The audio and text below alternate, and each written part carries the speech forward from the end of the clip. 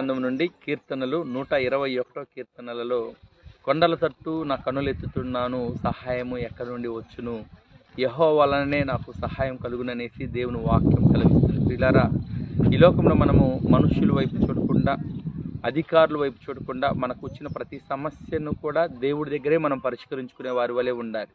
యేసు ప్రభువు దగ్గరికి వచ్చి మన సమస్యలు చెప్పుకున్నప్పుడు, మన ఇబ్బందులు చెప్పుకున్నప్పుడు, మన పాపమును ఒప్పుకున్నప్పుడు, యేసు ప్రభువారు మన పాపములను క్షమించే దేవుడై ఉన్నాడు.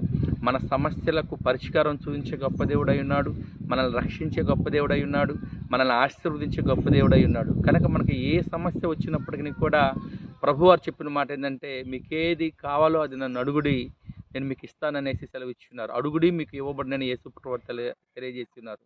కనుక మనము ప్రభువు వైపు మనము మన కన్నులు పైకెత్తి, మన చేతులు పైకెత్తి దేవుని సన్నిధిలో ప్రార్థన చేసినప్పుడు దేవుడు మనల్ని ఆశీర్వదించే దేవుడై ఉన్నాడని తెలియజేయచ్చు. దేవుడి వాక్యమును దీవించునుగాక.